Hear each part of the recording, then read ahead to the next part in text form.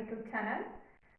Today we're going to discuss about most common body parts which you listen in OET listening part. എല്ലാ body പാർട്സും നിങ്ങൾക്ക് familiar ആണെങ്കിലും ഇതിൽ കൂടുതലായിട്ട് listening പാർട്ടിൽ ചോദിച്ചു വരുന്ന ബോഡി പാർട്സ് ആണ് ഞാനിവിടെ ഡിസ്കസ് ചെയ്യുന്നത്. ബെല്ലി, നമ്മൾ അബ്ഡമൻ എന്ന് പറയും. അബ്ഡമൻ എന്ന് ഇവർ യൂസ് ചെയ്യുന്നത് കുറവാണ്.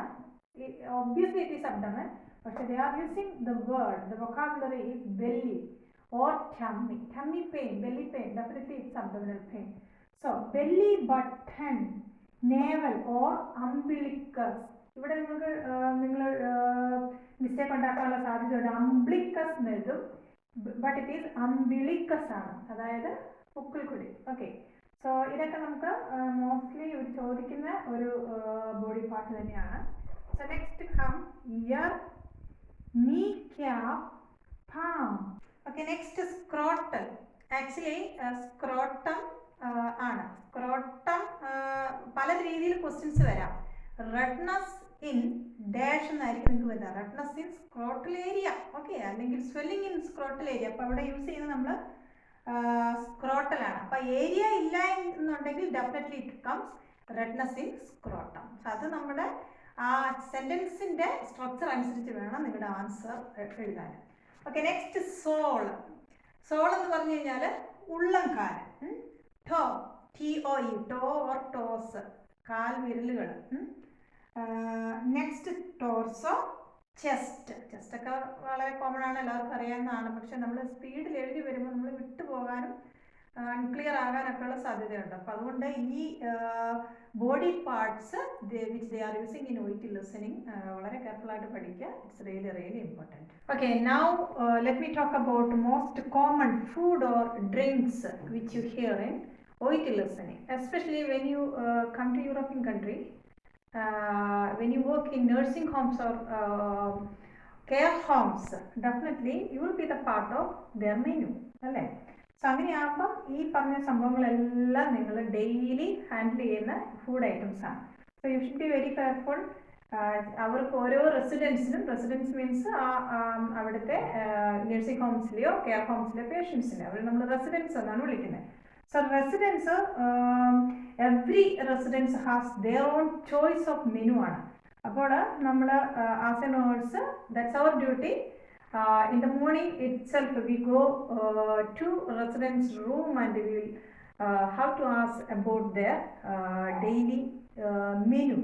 അപ്പോൾ ആ മെനു നമുക്ക് അറിഞ്ഞിരിക്കണം. So when you ask them what is your preferable, what is your choice of menu today, so they may answer to you like bacon or lamb or butter. If you don't know what exactly they mean it, what does it mean, bacon or peanut or something, you'll be in trouble. So knowing these words are really important. So let's go through each one separately.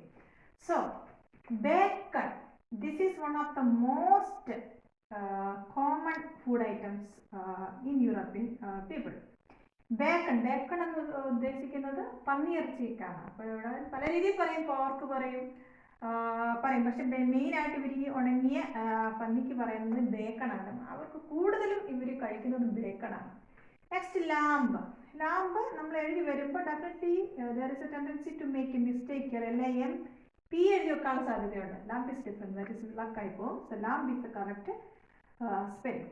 And butter, butter or oat അവർ പറയും, OAT, ഓട്ട്, ഓട്ട് meal, ഓട്ട്, അത് സാധാരണ രീതിയിലൊക്കെ പറയാറുണ്ട്. So butter, ഇവർ ഒരുപാട് Europeans they use butter too much. Okay, so ഇത് അവർക്ക് ഇന്നെവിറ്റബിൾ ആയിട്ടുള്ള ഒരു ഫുഡ് ഐറ്റംസ് ആണ്. Okay, peanut, crisps or chips. ഇത് മോസ്റ്റ്ലി ഇവരുടെ ഒരു ഫുഡിലെ മെനുവിലെ one of the main menu ആണ് ഈ ക്രിപ്സ്. അതായത് ഫിഷ് ആൻഡ് ചിപ്സ് വരും, ചിക്കൻ ആൻഡ് ചിപ്സ് വരും. അപ്പം ഇതൊക്കെ അറിഞ്ഞിരിക്കണം. Next fizzy or soft drinks ആണ്. അവർ often drink lot of drinks ആണ്. സോ മെയിൻലി അവർ ജ്യൂസാണ്, juice of any kind of fizzy or soft drinks എന്നാണ് അവർ പറഞ്ഞത്. So fizzy or soft drinks എന്ന് പറയുമ്പോൾ അതിനകത്ത് എല്ലാം വരും. സെവനപ്പ്, കോള, അതുപോലെ ഇങ്ങനെയുള്ള എല്ലാ തരത്തിലുള്ള drinks plus some kind of ബീവറേജസും അതിനകത്ത് ഇൻക്ലൂഡ് ചെയ്യുന്നതാണ്. പക്ഷേ കാറ്റഗറൈസ് ചെയ്യുമ്പോൾ they use the word fizzy or soft drinks. Next, lean meat. This is gluten-free diet. Celiac disease.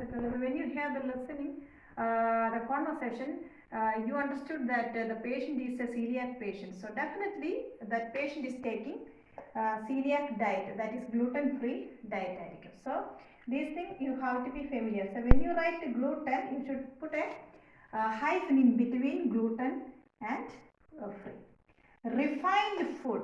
Next is soya bean. So these are the main kind of food or drink items which you hear in poetry lesson. So guys, please study well. Please be familiarized with these words. Then your exam will be so easy for you. So I hope you all understood today's session. Though it's a small session, I hope it is an interesting topic. So please, if you have any doubt, please do not hesitate to contact me. I'm always with you to help. So this is Princey signing off from Boston Days. Bye.